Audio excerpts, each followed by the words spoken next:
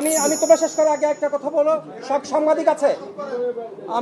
আমি ঢাকা বিশ্ববিদ্যালয়ের ট্রেজারার বলছি। আমার সম্পর্কে একটা অপপ্রচার আজকে করা হয়েছে। আমার অফিসে নাকি মির্জা আব্বাস এসেছে ইলেকশন ইঞ্জিনিয়ারিং এর জন্য। আমি বলতে চাই, যে অভিযোগ করছে তার বিরুদ্ধে মামলা করা উচিত,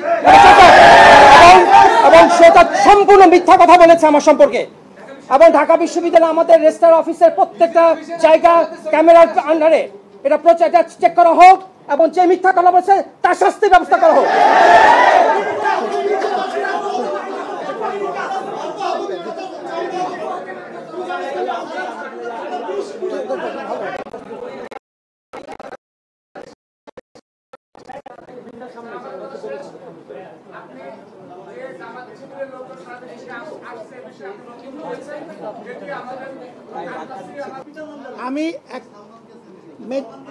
আমি ওই সময়ে কাজ ভাগ করে দেওয়ার জন্য মেডিকেল, আমাদের যারা ওই সময়ে আহত মানুষজন ছিলেন, বিশেষ করে আমাদের শিক্ষার্থীরা, মেডিকেলের এই ভিজিটগুলো সমন্বয়ের জন্য আমি একে দায়িত্ব দিয়েছিলাম।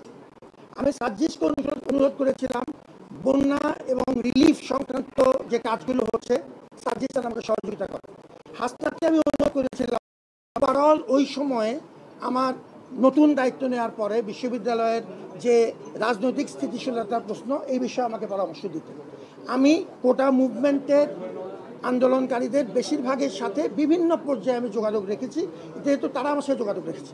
এবং ঠিক একই চুক্তিতে যখন তুমি যেরকম রাজনৈতিক পরিচয় তার তখন জানতে কিনা আমি জানতাম না, কিন্তু আমি জানতাম না দ্যাটস নিশ্চিত।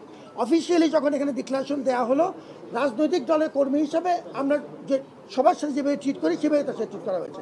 ওই সময় 3 জন আমার সাথে নিয়মিত কাজ করেছেন এবং 3 জনকে আমি দায়িত্ব ভাগ করে দিয়েছি নির্দিষ্ট। ওই সময় আমার ট্রেজারার আমার সাথে তখন ছিলেন নিয়মিত, আমার তখন একমাত্র সাথী তখন উনি, মাত্র এরপরেই আমার একটু একই সাথে আমাদের প্রক্টরও জয়েন করলেন, তারপরে আমাদের প্রভিসি জয়েন করলেন।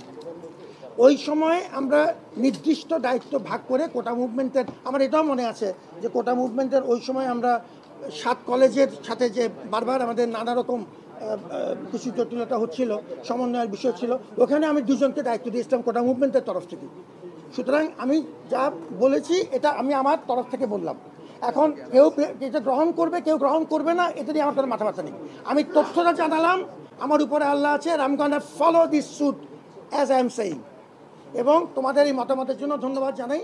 তুমি যেটা বলেছো বিশ্ববিদ্যালয় তোমার এবং আমার, এই বিশ্ববিদ্যালয়ের জন্য তোমার যে কোনো মতামত আমি সাদরে গ্রহণ করি, এখন যেরকম করেছি। ধন্যবাদ জানাচ্ছি।